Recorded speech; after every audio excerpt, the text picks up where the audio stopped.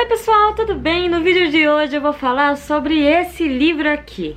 Mesmo numa época de pandemia, com muita gente não saindo de casa, eu acho difícil encontrar uma pessoa sequer que não conheça esse clássico, que é uma obra, enfim, conhecida por todos. Aliás, se você for notar, essa edição aqui, ó, que eu tô mostrando pra vocês, é realmente especial.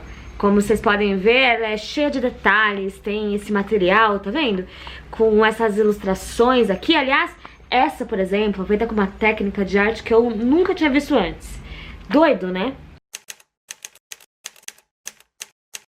Em um mundo cheio de imagens, números, letras, formas e cores, 246 milhões de pessoas são acometidas por uma cegueira moderada ou severa, de acordo com um estudo da OMS e do o Conselho Brasileiro de Oftalmologia. Só que no Brasil, segundo dados do IBGE, 0,72%, se eu não estou enganada, 75% é acometido por cegueira, né? Ou seja, a população nacional, mais de 1 milhão de pessoas só aqui no Brasil, tá? E olha que ainda tem muita gente que acaba não passando pela essa pesquisa, pela essa colheita de dados do IBGE, são acometidas pela cegueira.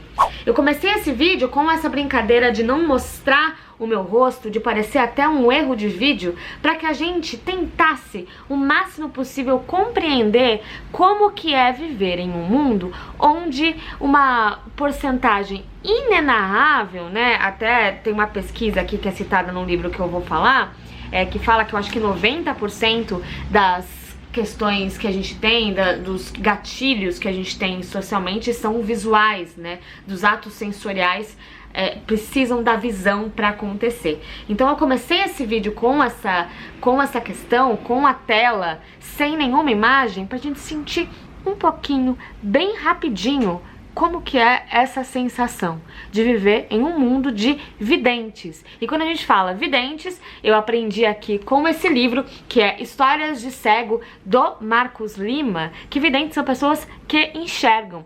O Marcos Lima é completamente cego, na verdade, foi detectado que ele tinha glaucoma congênito quando ele tinha poucos meses de idade, e aí depois de 16 cirurgias, aos 6 anos, ele perdeu completamente a visão.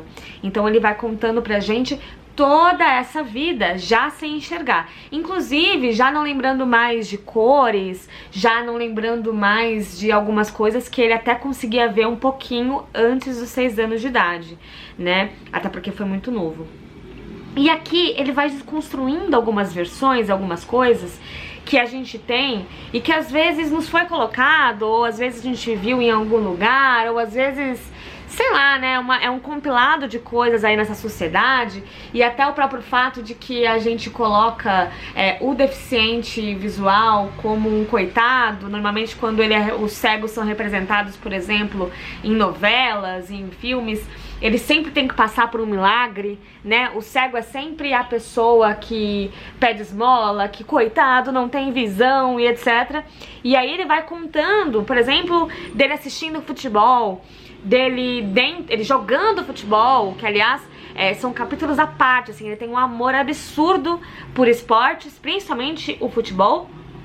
E ele conta com uma narrativa, gente. É uma descrição que até eu, que não gosto de futebol, fiquei muito interessada, porque quando ele mesmo fala, quando você perde um dos seus sentidos, que no caso é a visão, os seus outros sentidos acabam ficando 1000 vezes mais aguçados. Então, quando você tá num jogo de futebol, mesmo na arquibancada, você começa a ouvir coisas, a sentir coisas, vibrações, no sentido físico da coisa mesmo, né? Não só o sentido místico, que uma pessoa, um vidente, não perceberia, uma pessoa que enxerga não perceberia.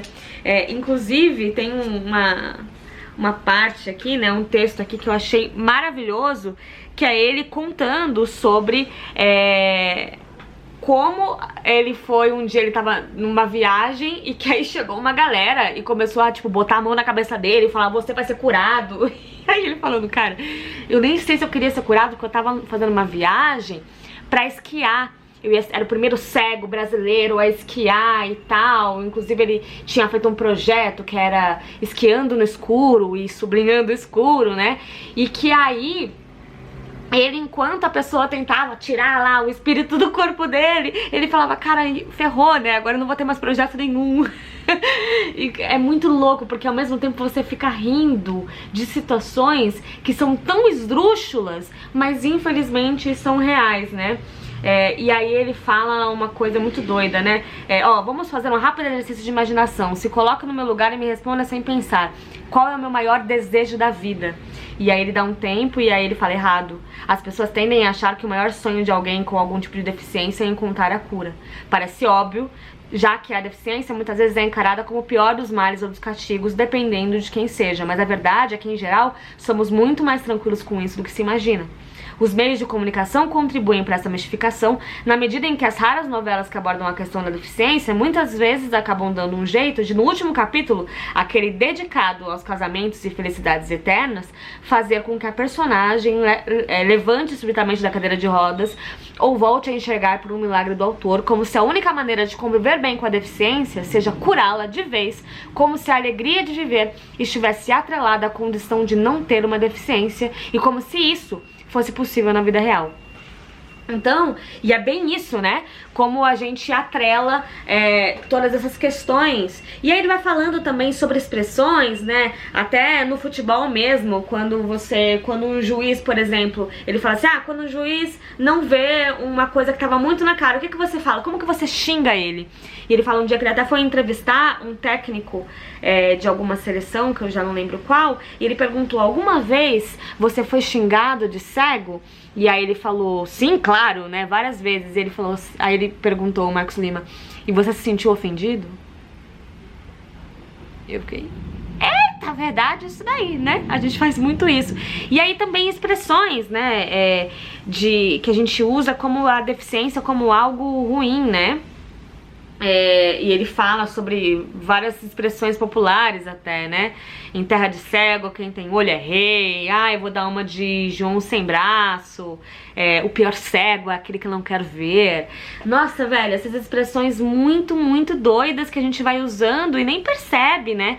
Que a gente tá encarando de um jeito cheio de preconceitos, né, que são vividos aqui pelo Marcos Lima na pele e que ele nos mostra de uma maneira despretensiosa e tranquila, de uma maneira também que nos tira dúvidas, né, e fala sobre, por exemplo, quando ele passa pelos lugares, as pessoas cochicham achando que ele é surdo, né, e que ele não tá ouvindo, ou então achando que ele não tem capacidade pra fazer nada, então quando vão falar com ele, falam com o acompanhante dele, né, e não com ele. Tipo, como que é o nome dele? O que ele quer comer? E ele fala, cara, sendo que essas coisas poderiam ser facilmente solucionadas se você perguntasse pra gente diretamente, né? O que você quer saber? Aí ele fala, dificilmente a gente vai escutar uma pergunta que a gente não tenha escutado antes, vai escutar alguma coisa que vai nos deixar ruim, né, maus com a situação, porque é isso, né? Não é todo mundo que já conviveu com alguém que tinha algum tipo de deficiência e com todas essas coisas da sociedade, essas novelas, livros e afins, filmes e tal, é normal que a gente tenha alguns tipos de coisas que a gente não sabe, que a gente acha que sabe, né? E que a gente tem a tendência a achar que sabe. Inclusive no Enem, quando o tema da redação foi sobre um tipo de deficiência, que nem era cegueira, muita gente não sabia sequer o que falar, né? E quando falou coisas absurdas ou até que já existiam na sociedade e a pessoa nem sabia, porque a gente não tá acostumado a falar sobre isso. Por isso que até esse humor ácido que ele joga aqui em cada história, cara, às vezes eu dava gargalhada com algumas situações que ele contava e às vezes também eu sentia, tipo, nossa, pode crer, eu já devo ter feito isso alguma vez, sabe? E que é terrível. Então, na verdade, esse livro não só te bota como um exercício de empatia, né, faz você ter esse exercício, como também faz você ter uma visão do mundo que você acaba questionando quem de fato não enxerga de verdade. Há de se pensar. Tchau.